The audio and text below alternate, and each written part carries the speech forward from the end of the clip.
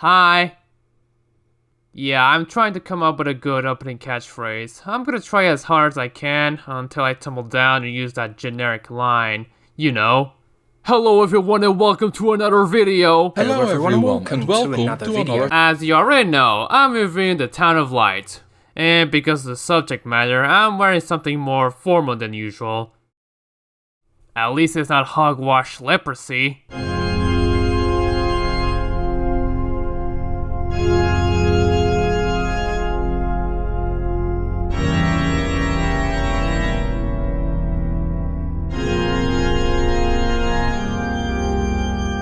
It was only a matter of time that I review a pretentious schlock of a game this year.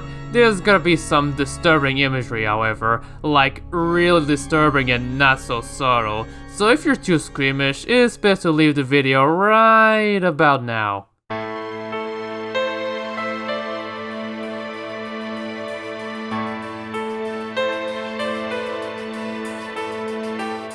Europe is no stranger to making unsettling pieces of media. Sometimes they could put David Cronenberg to shame, and unless it's possession, they don't need weird flesh-looking bits to do so. All they need to disturb the audience, among other things, is to make one character eat shit to call out fascism. Or kill a turtle for real, no reason. Good old exploitation! These kinds of films are considered by many as Euroshlock. Americans and other mainstream audiences tend to make fun of them, call them out for being overly pretentious. I mean, have you ever been to film school? I never have. Back when I was a computer science student, I was forced to watch a South Park episode about a band named Washington Redskins. I also live in a country where this is an acceptable mascot. That doesn't mean North America or Asia can't do upsetting content. Audition comes to mind. So does any David Cronenberg film in the 80s and 90s, or the works of John Waters, such as Pink Flamingos. There has also been co-produced schlock from Caligula to Martyrs. But this is a channel about gaming, so I have to talk about a Euroshlock and Eurojank game. One problem, I don't have much options here. It's easy to find Eurojank, but Euroshlock? I can think of 3 developers to do that: Quantic Dream, Blooper Team, and LKA. I don't want to talk about any QD game because, let's face it, I don't want to give much attention to these 2 creeps. A Blooper Team game could be interesting, but what the hell can I add that these many people haven't? So it leaves me with LKA.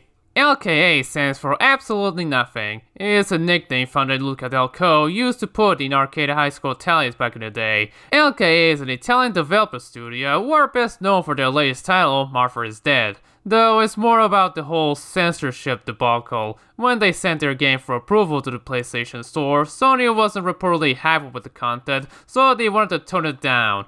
Or at least that's what the publisher said. They didn't tell what exactly Sony wanted taken out, it was rather vague. That doesn't stop the anti-censorship crusaders, the bad kind, to call out Sony for their continued hypocrisy of refusing to sell something like Martha is Dead, yet fine with selling The Last of Us 2. Without knowing what exactly was even censored, here's what they've actually removed the PlayStation version.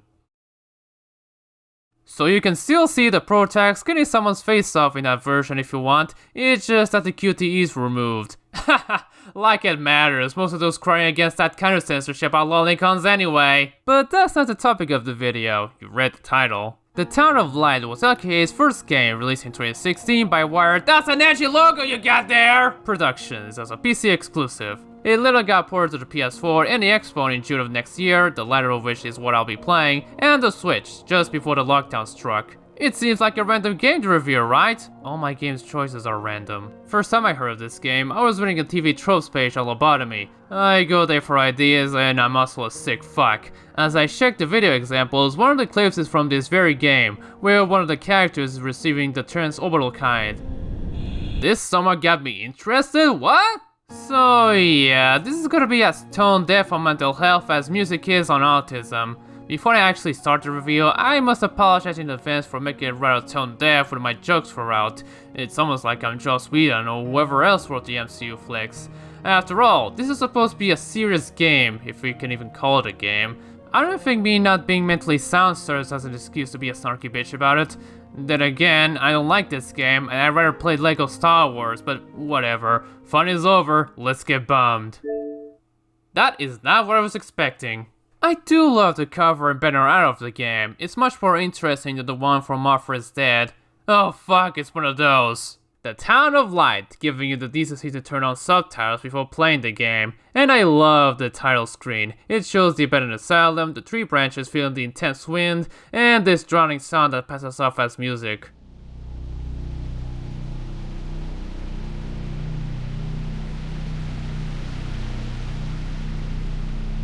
Almost as if you're gonna play a horror game, but no one's there to kill you.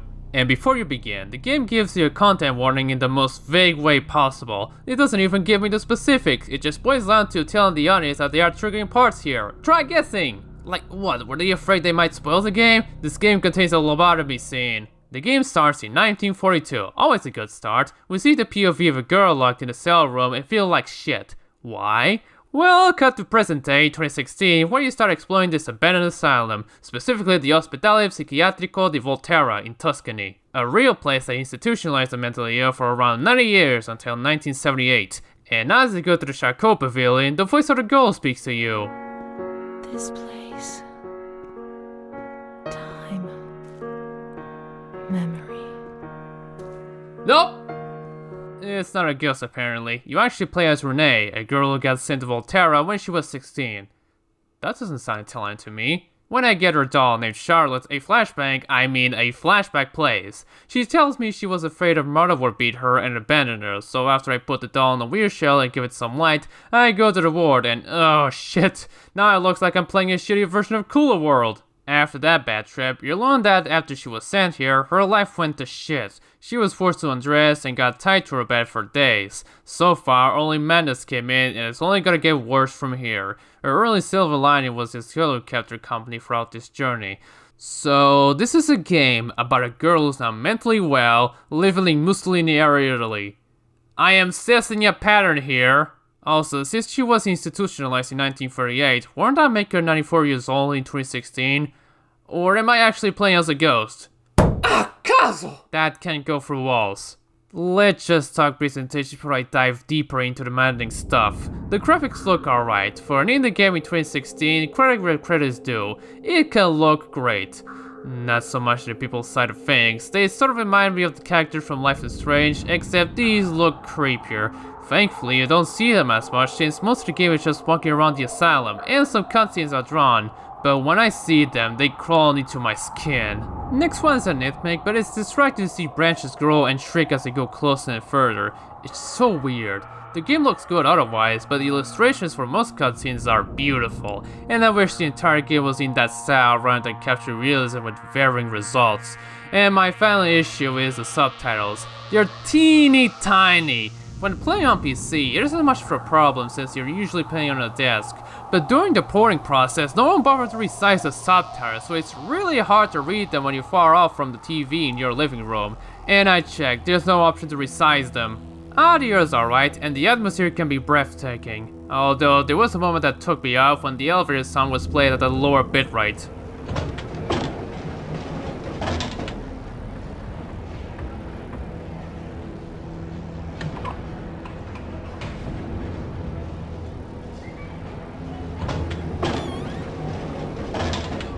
I was expecting this game to only have Italian voices since it would be cheaper than the dub, but surprisingly there's an English dub, woo! And a German dub for some reason. There's only 3 voiced languages and German just seems random. Unless... nah.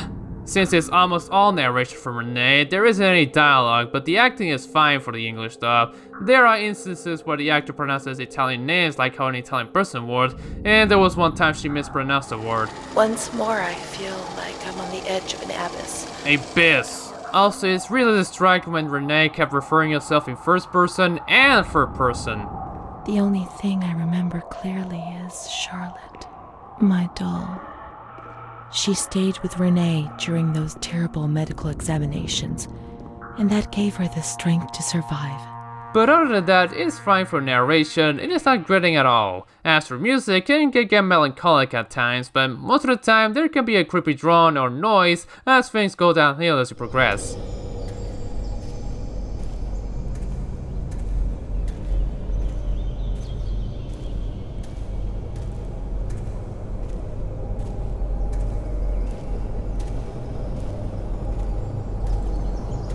I feel like someone might catch me off guard with a spine-chilling soundtrack, but mobile games assure me that it doesn't have any jump scares, so I'm safe.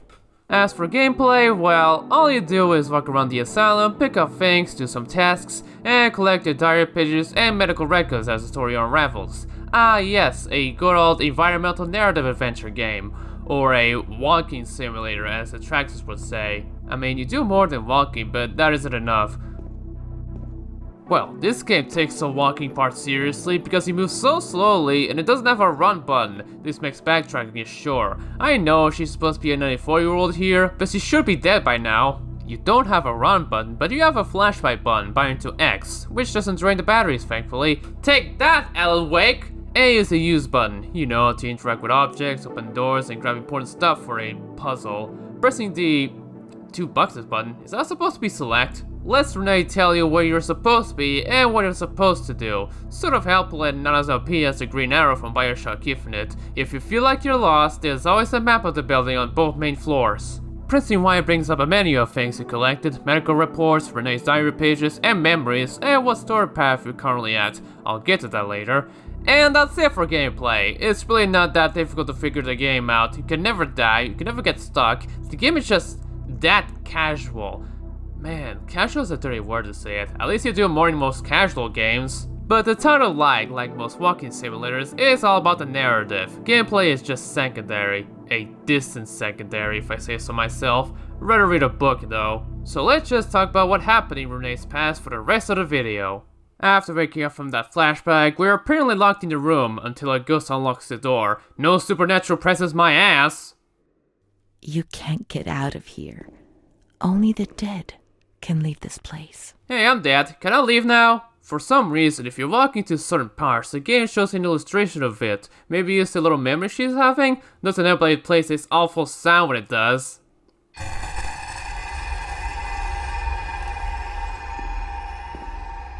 I walked around the dark alleys and noticed a Charlotte doll there, which puts me into a flashback of Renee getting it back from some creepo caretaker. And oh fuck. He laughed, panted, and slobbered all over me. It hurt me when he touched me. I thought I'd suddenly split open with a loud crack, and I would be shattered into pieces. I felt fragile, sick, dirty, degraded. It's one of those. Gosh, why is it so hard for y'all to write a movie character without bringing up rape into the equation? It's the cheapest way to create drama and conversations about it. Conversations like, why is it here? Believe me, there are too many of them, and they're almost always done poorly. All they do is make people question the necessity of that, and give terrible reminders of victims of sexual assault. Take it from me, a gal wrote my persona being almost raped 7 years ago. God, I really wish to wreck on that and anything related to it, as well as another attempted rape mention to one of my other characters. My god, I'm a terrible writer. Well, not that terrible, you'll see later. After that, she had medical exams, although from the looks of things and this message warning about Renee, she got knocked out by the rapist, as if we needed more misery from that. We learned that another doctor in the room was writing down notes about her behavior and examinations, so I went into this room, Surgery C, and read Renee's profile. Wait, she was a housewife by the time she got here? Ugh. Suffers from depression, thinks she has tuberculosis. Oh shit, a branching path? Calling me surprised. This isn't gonna topple the Stanley Parable, as there's only 2 shops with diverging paths, and they all merge in the end. But hey, I'm glad there's some replay value. So depending on the choices, you'll be pointing to one of 4 paths determined by these pictures. I really don't know exactly what they are. Renee is good with people, Renee would rather be alone, Renee is good with children alone, and Renee is considered an outcast? Wait, no, that's the same as the second one. Am I gonna need a manual? Alright, I bought it digitally. So, from what I gathered, depending on how you interpret Renee's life story, she can either side with the hospital staff or don't. I'm simplifying, of course, since there's 4 paths you can enter. Well, 2 in chapter 5 and 4 in chapter 11, then back to 2 after chapter 12. But it doesn't matter in the end, as the ending is the same in the final chapter. You had me at branching paths and you fucked that up! Back here, the reports tell that Renee saw a woman who wanted to force her into prostitution and get burned at the stake. She was sent to the comm ward under supervision, and that's how she remembers the name of that person Renee was with, Amara. Plus, she got into an altercation with a man who made her smoke and drink and, showed her certain things. And that's how she became a crazy lesbian, running nude and masturbating in public, which is why she was sent to the asylum. Sorry for being rather angry at it, but I did warn you. I fucking hate this. It's certain that she was raped and made her into what she became. Seriously, why write this way? It would have been better if the girl turned out to have an alright childhood and only got sent to an asylum for having a gay relationship, because homosexuality was considered a mental illness back then. Not adding shit like she's gay or had a gay relationship because she was raped. So since I went with the B path, Renee meets with Amara at the patio. They had fun, feeling free, stealing berries and all that. Then Amara made a move on her and sudden shower scene!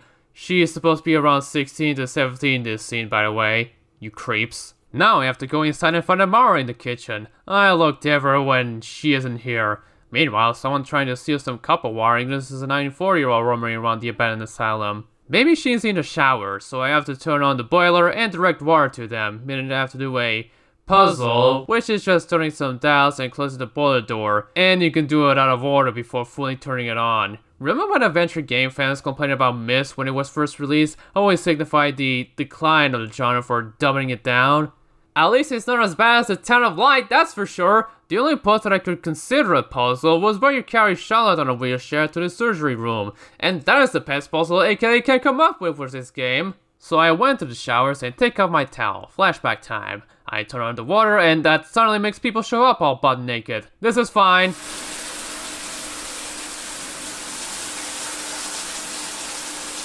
Just so you know, this was written by a man. Never mind the fact that she's still supposed to be underage here. I hate it here. And they both get forced to be separated by caretakers, and Renee is sent to the semi-agitated ward. So we go there.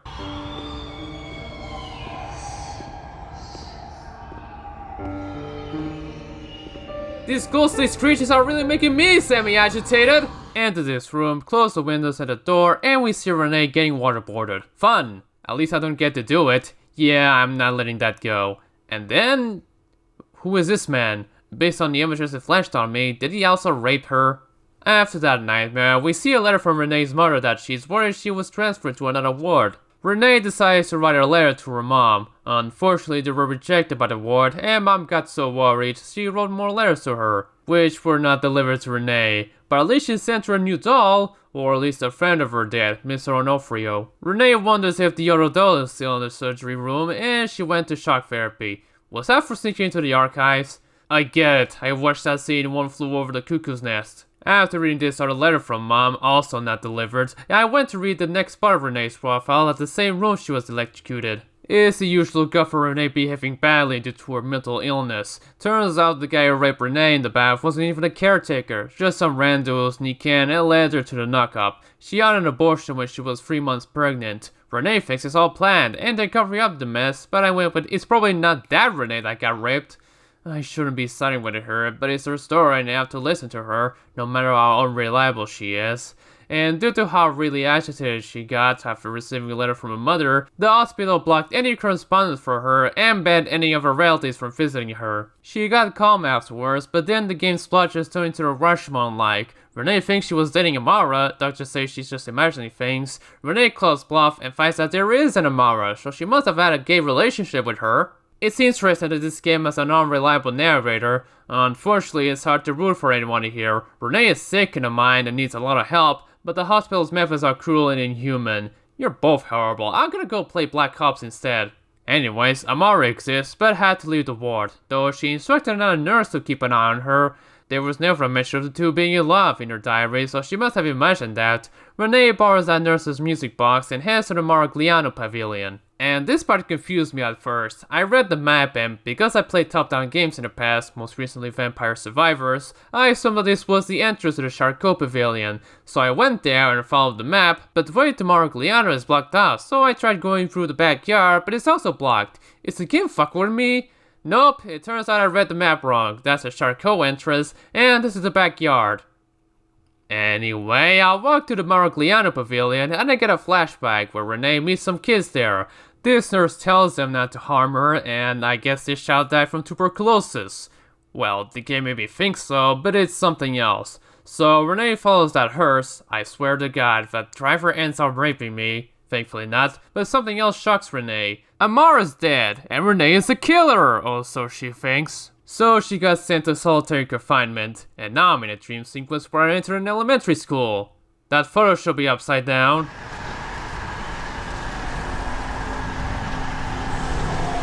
Man, putting to school is like a prison metaphor, rather literally, eh guys? And then you enter what appears to be baby's first Unity map. Seriously, after seeing such an amazing replication of Volterra Hospital, it's jarring to see something so basic. I get that I'm still in a dream sequence, but Max Payne will tell you to try harder than that. Fuck! I was told there weren't any jump scares in this game! Anyways, you look at the crayon drawings of Renee's childhood, including that time she was pecked by crows.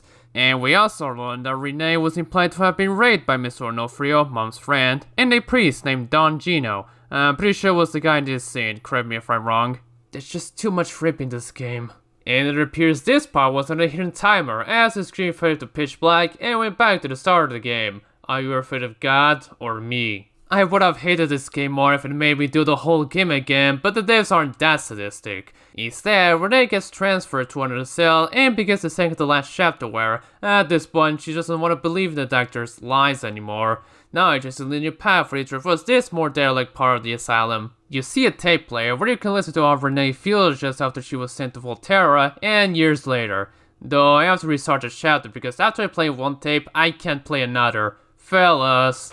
In the next room, there's a projector. You turn it on and suddenly that smooths the frame rate. Though the film really doesn't have any sound in it. I didn't know what I had to do after that. I looked up a walkthrough and apparently the phone was supposed to ring after the film ended, but it didn't work. You can still interact with it, but it does nothing. I don't know if it's a localization oversight or a porting mistake, but that made me get stuck in this mess. That I can blame the game on. So you read a telegram, head down the building and go all the way to the left to get your ending, which is always the same no matter the path you take. But I don't want to go there yet. Since I was at the B path on my first playthrough, I'm gonna try checking the A path. This path is triggered by refusing to read past the first page in chapter 5. The next chapter goes the same way, but this fading image tells us she was lonely instead. After turning on the boiler and opening the pipes to the showers, it's the same scene, except Renee was showering alone. And masturbating too. Somehow, the same scene Renee and Amara getting separated still played. I thought it was glitched, but no. Nothing changed until after the shock therapy, where Renee in this bath wonders if Amara was even real. I told her it was just a figment of her imagination. Renee is shocked that she had an abortion and was involved in prostitution. She did remember them and thinks her brain is playing mind games on her.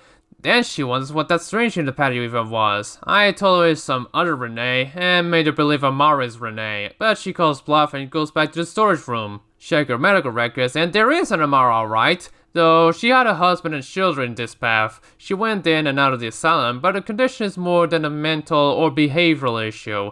Amara had tuberculosis, and sadly, because of that, she died. And Renee didn't even say goodbye to her. At least the game had the decency to teleport me to the graveyard. Unfortunately, all the gravestones are nameless, which Renee interprets as the asylum still not caring for their patients even when they're dead. It's not lazy if it's for plot reasons. Well, time to head back to the waiting room, such a slow walk there, mind you. And the discharge request was denied, deeming it impossible. Renee doesn't want to live in this place forever, so she tries to kill herself with a pair of scissors. I can't make a joke about this despite everything. Honestly, this game is just that depressing. From the start, they're learning about her lapse in bad behavior, to this point, it goes without saying that it'll lead to a horrible ending for Renee. And really, that's one of the main reasons why I don't like the game. As someone who tends to be sadistic towards my persona/OC, even this is too much for me. It reminds me of that children's book of a Twitter thread. Even if it's supposed to be a bit, it's not that funny at all. And it's not even over yet. Next chapter, same as the other path, so does the 14th, though Renee has the willpower to read the medical records this time. And after I listen to the recording and head to the projector room, the phone rings, finally! And it does nothing. And now I can talk about the ending. It seemed like Renee was functioning normally again. Unfortunately, she learned her mother died. 2 years ago actually, so she tried to kill herself again to no avail. To that, she was sent for a transorbital lobotomy.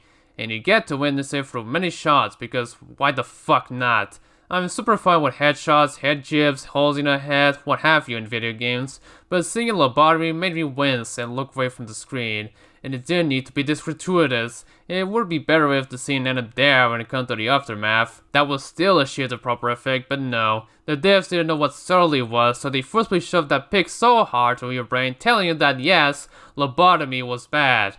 As if the Wikipedia's description of it wasn't enough. Lobotomy was invented by a Portuguese neurologist. We are so sorry. Contrary to what was often thought, the patients did not always receive invalidating damage. It doesn't mean we should shove shit to our brains as treatment. Agus Muniz was awarded the Nobel Prize for Medicine in 1949. You cringe, but this is the same organization that awarded Henry Kissinger the Peace Prize in 1973. So that's it. Renee is just not completely herself anymore. No one was sure how long she'll fully recover, and the gay man's on a downer note. Well, that stinks. And to twist the knife further, the guy who narrated her last medical records was played by Cryotic.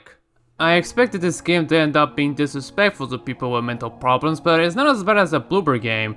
It's still shit though. I really had a hard time not only stumbling through the game, but also having faith to continue playing it for the review to how depressing, disgusting, and not at least tone deaf the thing is. That and depression. At least I'm still living. I still wish I was dead though. I really get it. The game teaches you how far we've come from treating the mentally ill. It tells you how horrible they were treated, and the caretakers didn't know any better at the time when the human brain wasn't well researched. And yes, patients did get waterboarded. It's just a shame that it lacks subtlety and shows you the horrors gratuitously. It is the point, but speaking of gratuitous, the fucking nude scenes! But hey, at least it's mostly short, right? Don't let the good looks distract you. I do not recommend getting this game, even at a discount. If you want to play something about mental health, go play any American McGee Zealous game, at least they're more subtle. Don't want to play? There are video essays about the history of mental health treatment on YouTube. Of course, LKA went on to make Martha's Dead, and after watching some game footage of it, the Town of Light is somehow better. At least it didn't show it with swastikas. Next time, it's another short Italian game about a woman in the past. Hopefully less depressive and gratuitous than this. Who is it? It's Sarah Houston. I need to talk to you, Sophie. Are you really Sarah? Oh, come on. Don't make me wait on this cold. Well, if you're really Sarah, answer me this. What's Gordon's favorite flavor of coffee? Chestnut praline latte. What's Lily's favorite movie? Disney's Beauty and the Beast. What's pi times the square root of 472? What? What's your answer? I just don't know. Yeah, I don't know either. I just made that last one on the spot to trick you. Bitch. Come on in.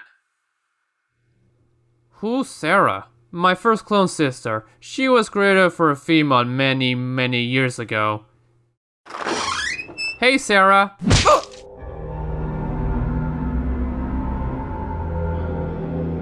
Capaldi sends their regards.